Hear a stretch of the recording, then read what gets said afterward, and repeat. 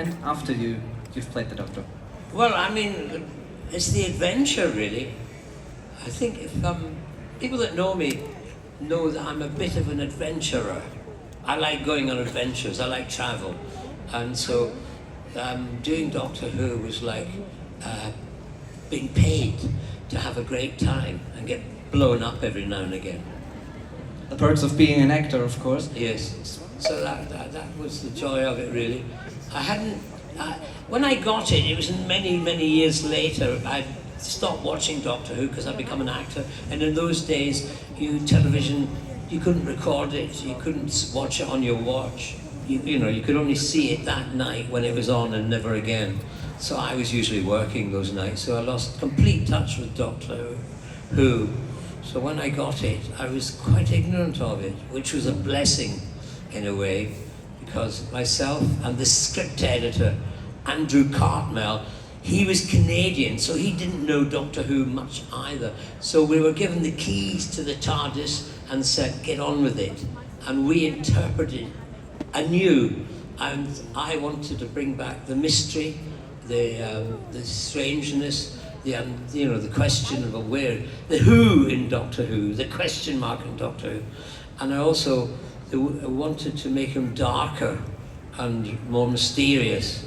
And I think we succeeded in doing that. You started with a lighter variant of the Doctor, and then he got more and more serious in tone. Yes, well that was because I didn't know what I was going to do with it. They said, and normally I did comedy, and so I brought the comedy with it. It was only when I sat down to study it and realised, actually I've been handed a great role. You can do anything with this role. And also, I wanted the mystery to come back. As the Doctor. By now we knew too much about him, and so it had to go darker. But I always wanted to keep that ball in the air, the comedy ball. But I wanted the tragedy, the comedy, the whole juggling part of the Doctor's. His not humanity, but his being, as it were. Because that was, and also as an actor, that's a wonderful thing to be given the gift to do, is play all those parts in one bit. 1 minute funny, the next minute dangerous, the next minute sad. I love all that. Did you have any special moment as a Doctor for you? So some favorite scenes? Well, I had a very special moment was when Ace was in Battlefield. We were supposed to be underground somewhere, and Ace gets stuck. A glass door comes down and traps her. And it was actually a glass tank. She was in this tank, and they were pouring water into the tank. And as the water came up, I noticed the glass started to bow. It started to go like that. And I thought, that's normal, not normal. And I realized that it was going to shatter. And there was tons of water in it, and Sophie, Ace, was inside. She didn't really know what was going on. And then, so I suddenly shouted, get her out of there, hoping they wouldn't think I was being the Doctor, hoping they'd think I was. And luckily the guys who were upstairs pouring the water in grabbed her hands because she was going, Doctor, Doctor, and they grabbed her and pulled her out as the water smashed through the glass and flooded into the studio. And then I ran up some wooden stairs and shouted, switch off the electricity. So for one moment I was an actual superhero. I saved her life, or at least not been cut to pieces. Luckily you didn't have to become a real Doctor in that moment then. I was method acting. Yeah, but not the methods we want. How was the whole relationship with Sophie? Because you had a good on-screen chemistry, the student-teacher relationship. Yeah, no, we got on really well. We still do. We still see each other, and we were lucky to come back for a couple of episodes of Doctor Who recently.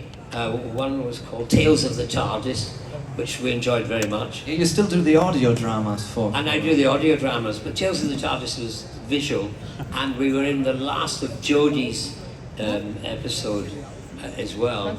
So we're still, and we regularly do the audio ones, the dramas. And what's fun about the audio dramas? Do you record it, for example, with Sophie in the studio, or do you record it by yourself? No. Well, we had because of COVID, we did have to do that for a while. But I hated that, because when you're working, you want to be able to look into the other, react to, you know, each other. Whereas if I'm in my cupboard or in the toilet, wherever it is I'm recording, and she's in her cupboard under the stairs, it's not the same. So what I enjoy about doing it also is I don't have to learn the lines. And the sets don't shake as much.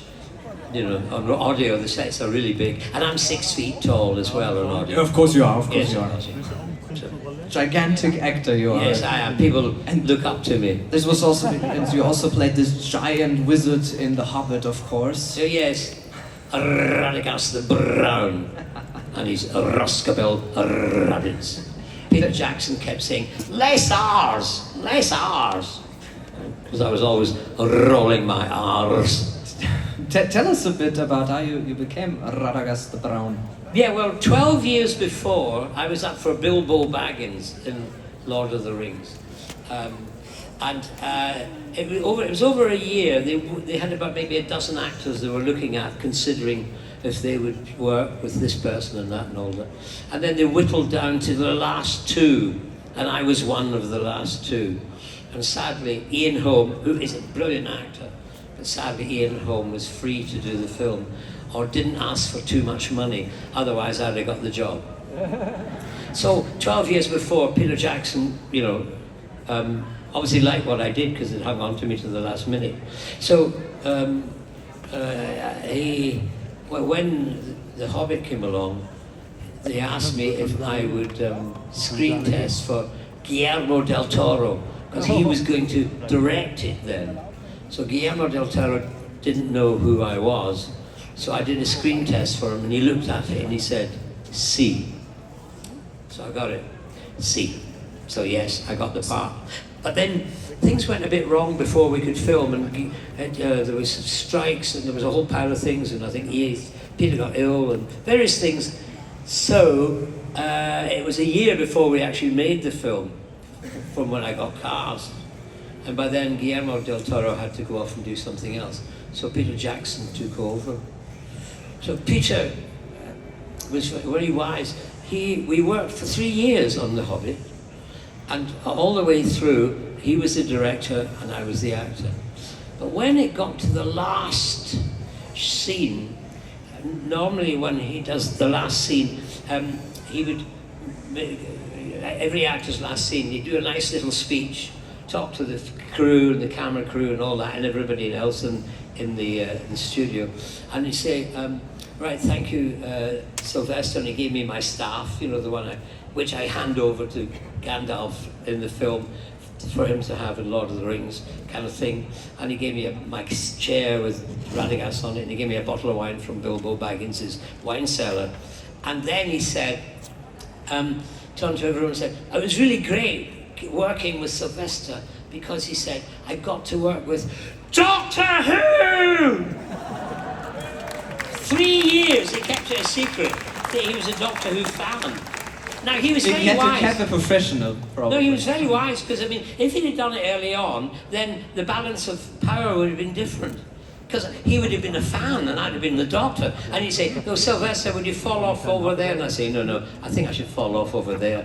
You know, so but if he kept... You know how to handle the celebrities. Yeah, he was very canny. He got a great cast together for 3 years. Really good actors, but really nice people. So there was no egos or anything like that. Did you have any favorite actor to work with on The Hobbit? Well, I mean, I suppose, Ian McKellen, I suppose, because I worked with him a lot on The Hobbit. The only problem was, he became a bit of a pain in the neck. No, and the reason for that is, he's very tall. So 3 years of doing this, oh God, and my neck, I had to go to massaged after every kind of shoot with him. And of course, before that, I did a 1.5 years touring the world in King Lear, where I played the fool to his King Lear. So your neck was already trained? My neck was beginning to suffer when I started the filming. Yeah. Anyway. So you're still good friends, and sometimes you see each other? Well, yeah, but no, but I haven't seen him for a while, really. No, but he fell off a stage recently, which is very worrying. And I don't know if it's stopped him going back on the stage. He loves the stage. He's not alive unless he's on the stage. I mean, for him, that's where life is. And he was 80 a couple of years ago, and he played in Britain 80 theatres in a year. 80 theatres. And all the money he made, he gave back to the theatres. Wow, that's... He's a good man with doing those things. And what would you say? Do you prefer playing Radagast or the Doctor? Well, if I said Radagast, the Doctor would go, "What about me?" And I'd say, "Well, oh no, I like the Doctor." And then Radagast would go, "What about me?" So I'm not going to tell you. Okay, then another question. Would Radagast survive a trip in the TARDIS? Oh yes, yes. I mean, the only problem was he'd go into the TARDIS with 12 rabbits, and when he came out, there were 24. So, you know, Radagast in the books didn't have that many scenes, but in the movies there's, of course, much more Radagast scenes. And how much of the character, of your character, you could bring to the role? Well, absolutely. I mean, Peter's not that kind of director that kind of directs character. Well, I mean, the costume, the makeup, the shoes. How do I'm not a method actor, really. Another question: was the bird poop your idea? That'll come later. That's a shitty question. Anyway, I'm the kind of actor I am is instinctive. I'm not a method actor. You might say I walk off a cliff, and I don't know what's going to happen, and then suddenly something does magically happen, and I manage to do the part. Or if it doesn't, then I crash. And so it's an instinct. When I put it all together, he arrived. Radagast arrived, and they seemed to like it from the very off. If you watch the documentaries, I think there's 10 years of documentaries with each film. By the looks of it, you'll see that they thought what I was doing was right. So coming back to the shitty question, was it your idea or not? No, it was his. A few years later, the world premiere of one of the films, Prince William, the guy who's going to be king next, he came to the world premiere, and I was standing next to Kate Blanchett, the most beautiful, intelligent, wonderful Australian woman, Kate Blanchett. Now Kate is an Aussie woman. Aussie women are just amazing. I love them. They're really down to earth. But I mean, she's an elegant woman, but when she's an Aussie woman, she's an Aussie woman, and they ain't elegant. Anyway, we were standing next to each other, and she said to me, "Oh, I hate this, meeting princes and kings and stuff." She said, "I hate all this." She said, "Because I'm an Aussie," she said, "and I'll get Tourette's." So he comes up to her first, and she doesn't swear. She doesn't say anything rude. Then he comes up to me and he said, "So what was it like working with Peter Jackson?" And I said, "It was all right, except he covered me in shit." And of course, he had no idea what I was talking about, because you meet them after the film, but we were meeting him before the film because his wife, Kate, was suffering from bad morning sickness. So he'd come to see the film and then, "Okay, sorry God, shut up, okay. Listen, go." He's not the Pope. We made that clear already. Yes. So yeah, anyway. So covered in shit. Yes, it was his idea. He said to me once. He said, "I've always wanted to cover an actor in shit," and that was why I came. And you get one. Any role from your past, not only The Hobbit on Doctor Who, you want to revisit in the future? I've done so many. Enjoyed a hell of a lot. I mean, I love playing the old man from Hawaii in Sense8. That was a wonderful job. But I think I'd like to go back to the beginning and play An Evening with Sylvester McCoy, the Human Bomb. That was a stunt show I did. I toured all over Germany in it. We toured all over Germany to great success. But it was, I used to set light to my head, blow fire, explode bombs in my chest, have brakes broken on my chest, mentally combust a piece of cotton wool into flames, bang a nail at my nose, try and break the world record for having a ferret down my trousers, etc., etc., etc. We were called the Ken Campbell Roadshow. I'm going to repeat that again, keep it in your head, the Ken Campbell Roadshow. We were touring around and suddenly we got an invite to go to Israel. This was 1972, 73, to go to Israel. And we were like, wow, that'd be great, to go to the desert, see Israel, it'd be wonderful. We arrive in Israel, the Ken Campbell Roadshow, and we put on the first night, we do our show. The audience is sitting there, and their chins are down to the chest, well, like, because the wild madness that we were doing was not what they were expecting, because they made a mistake. They meant to invite the Glenn Campbell Roadshow, the singer, and his roadshow, and they got us, and we were wild. And of course, in those days, Israel didn't have television. The theatre was in the 40s, 50s, and we were pushing the envelope in Europe, you know, for what we were doing, pre-Monty Python, that kind of stuff. And so that was quite an extraordinary experience. Yeah. Anyway. And hopefully a success. The what? Hopefully a success as well. No, well, in fact, no. The press the next day hated us, but by the end of the week they loved us because we toured. Because they had no television, but they had critics on a Saturday night, all the arts in Israel, and suddenly the critics fell in love with us. We convinced them. But at first it was a big shock, because it was quite a shock sometimes. When we came to Germany, they used to say, what is the political reason why you're banging a nail up your nose? And we said, just for a laugh.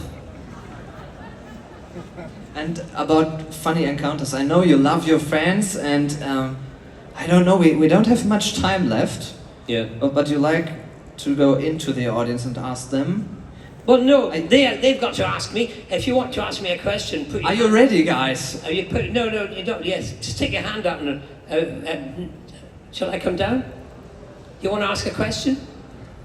I'll better go home now. No. What you do is, when you want to ask a question, you put your hand up. Put your hand up. All right, I'm coming down. Do you want to come down or? Oh, here he goes. Here he goes. Okay. Yes, I'm coming down. Coming down now. Going.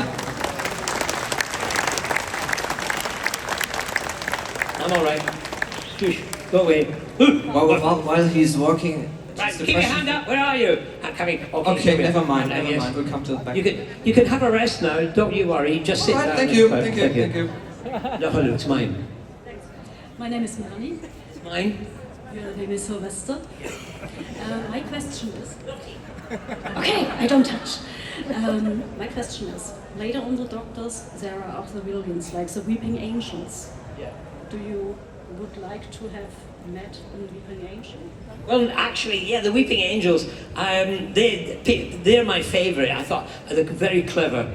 But I was in Sweden signing in books, English bookshop out in Sweden. And when you come out in Sweden at night, it's very dark in the winter. And I came out, and there was a church with a steeple, and on the steeple was an angel. And I came out like this, and I suddenly saw it. And so I started trying to walk past it without blinking. And I walked out into the middle of the road, and I nearly got run over by a car. So they are dangerous. Anyone else? Hands up? No? Come on, don't be shy, don't bite. Well, except on Saturdays. What day is it? Saturday? My name is Yana. Mr. McCoy, I wanted to ask what animal in The Hobbit was your favorite? Was it the little cricket on your tongue, or was it the hedgehog or the spiders? The hedgehog! Don't mention the bloody hedgehog. Listen, when I got the part, I was there by myself in the studio, no other actors, just me and a stuffed hedgehog. And I was thinking, my God, I'm going to be in the biggest screens in the world. Just me and a stuffed hedgehog, no other actors, just me. And so we went through the scenes and I improvised and all that. And then when it came to the world premiere, I was there with my sons in New Zealand. We were sitting in the cinema and it was coming up to my bit and I was getting so excited. Wait till my sons see me, just me and a stuffed hedgehog. And then suddenly, the Wizards of Weta, the guys that do all the magic, got this hedgehog and turned it into this poor little creature. And everyone was looking at the hedgehog and they were all weeping because the poor wee hedgehog was dying. No one was looking at me. I was upstaged by a bloody hedgehog. I should have killed it, really. Hi, my name is Yuri. I wanted to ask, when you learned that Doctor Who was to be rebooted in the beginning of the 2000s, did you know that at the time, or did you have some thoughts on that in the time, or was it just something that was not in your mind at the time? Well, no, it wasn't in my mind really, but when I did Doctor Who, the actor before, Colin Baker, he didn't turn up for the regeneration. And so Colin's a very big person, and they put me in Colin's costume, and so I had to regenerate from me into me, if you know what I mean. So they put me in his costume, they lost me for 3 days. And then they stuck a wig on my head and I looked like Harpo Marx. So I thought, I'm not going to put another actor through that. So I made a pact with myself that whatever happened, I would come back and do the regeneration. So when they eventually came to me and told me they were going to do a new Doctor, I was delighted. And I was also doubly delighted because Paul McGann is a friend of mine. So I knew Paul, so it was really nice I could go and hand the key over to a friend. And so, yeah, that's how it happened really. I went to Canada and we turned in, I turned, he turned Doctor Who into this ugly little man from Liverpool. I don't know if you kind of... Oh yes, you know those photographs, you ever seen photographs of me and him together outside the TARDIS? They stuck him on a box. I mean, he's about the same height as me, so I have to look up to him. Oh my God. All right. Benedictus nominum dominum. No, the other job. So that's the Pope in me, sorry about that. It pops in. And now the thing is, I can't see. Hands up. We're going up this way. Come follow me. Come this way. Follow. Come on. Follow me. Here we go. Here we are. Question. Here we go.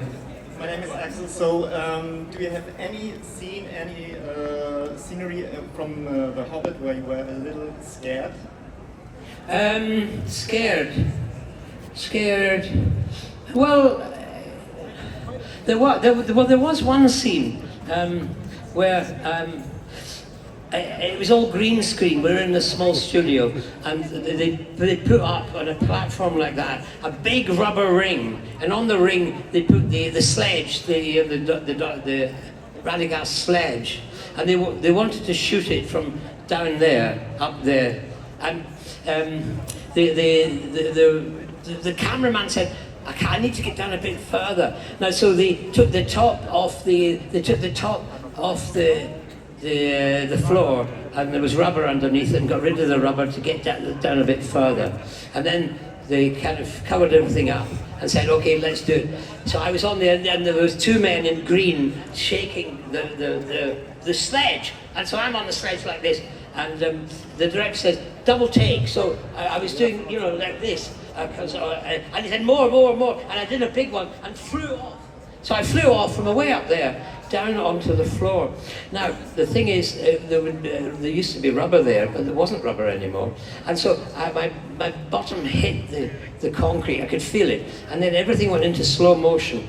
And then my head touched the concrete. I could feel my brain moving in my skull. But luckily, I was in New Zealand, and New Zealand are amazing rugby players, some of the best in the world. And luckily there was a rugby player there, and he dived and got my head as if it was a rugby ball. And he saved me. He actually saved me from being knocked out. And I mean, thank God he didn't carry through and go, Anyways, that's it. Are we done time? No, keep on going. Okay, because I saw you waving. I think the fans enjoy it. Do you? We can spare another 2 or 3 minutes. Hands over here. This way. Coming through. Hello! Hi, I'm Alexis. I want to ask, do you have a favorite scene in Doctor Who? Favourite scene in Doctor Who? Favourite scene? Quite a lot of favourite scenes. I suppose, actually, in the Remembrance of the Daleks, that was a very serious piece. That was about race differences and various things like that. Because at the time in Britain, there were race riots and all that kind of stuff. And there was a lovely scene in a cafe where George Michel, who was the butler in The Prince of Bel-Air. I don't know if you watched it over here, The Prince of Bel-Air. I don't know if it was called. Anyway, he was in the cafe, he was serving me tea. And it was all about putting sugar into tea and the ripples that made in the teacup and the ripples that sugar made in slavery all around the world. It was a very serious and beautifully written scene. So I think that one was really one of my favourite ones. There was another one though in, I think it was, I can't remember the name of it, but it's where I confronted people with guns and the doctor stood in front of them and, you know, just talked them down from shooting him. But that was a very serious scene. Wasn't a funny scene. No one over here? One last question, and then maybe I can lure you back on stage. Oh, all right, okay. Where are you? Keep your hand up. I can't see if it's down. Where are you? Oh, there you are. Hello. This is how I get my exercise. I have a question. Oh, thank goodness, because that's why I came over. What do you think about the Daleks? What? She thinks the Daleks are cute. You should be exterminated. Thank you. Please come back on stage. I'm losing my trousers. And please don't exterminate our audience. You need the game? Whatever. Yeah, I only lure you back on stage to push you down again. Exactly. Thank you for being here. I guess everybody can come to your booth and ask you a lot of more questions, get your photo, your photograph, or just have a nice chat. Please give it a huge round of applause for Mr. Sylvester McCoy.